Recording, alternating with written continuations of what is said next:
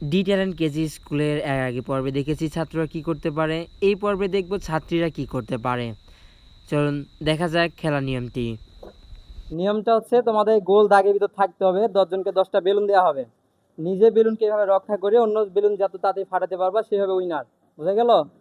ঠিক আছে, তাহলে আমাকে দিকে একদিকে সাইড দাও, ধরো। হুম। এরপর তোমাদের গেমটা শুরু হবে। নিয়মটা কি তোমরা বুঝতে পারছো?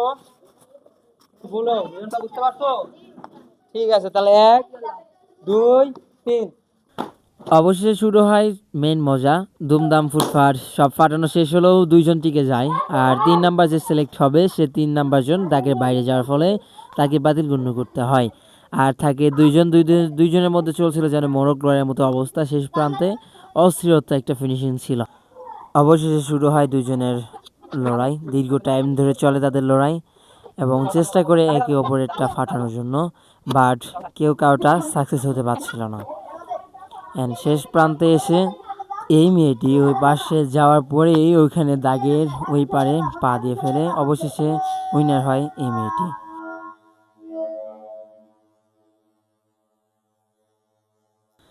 এরপরে যখন জান্নাতি উইনার হয়ে যায়, জান্নাতি এই খবরটা শোনার পরেও সে অনেক আনন্দিত ছিল।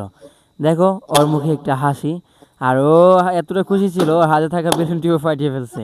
আসলে দৃশ্যটা দেখার মতো ছিল, আসলে ও খুবই আনন্দিত ছিল। পরবর্তী ও ফার্স্ট উইনার, আর আমরা ওর হাতে পুরস্কারটি তুলে দেই তা এখানকার স্যারের মাধ্যমে। তোমার নাম কি জানো? জ্যোতি।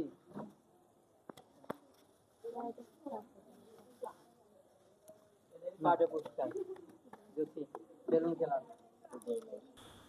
ঠিক এইভাবে প্রতিটি ছাত্রের মুখে হাসি এনেছি আমরা। চেষ্টা করছি অনেক ছাত্রদেরকে এন্টারটেন করা, লেখাপড়ার দিকে মনোযোগ করা। তো আপনারা যদি চান আপনাদের কাছে নিকটতম কোনো প্রতিষ্ঠানে আমরা যাই, তাহলে আপনার প্রতিষ্ঠানের নাম ও ঠিকানা, অ্যাড্রেস, ফোন নাম্বার লিখে পাঠিয়ে দিন কমেন্ট বক্সে।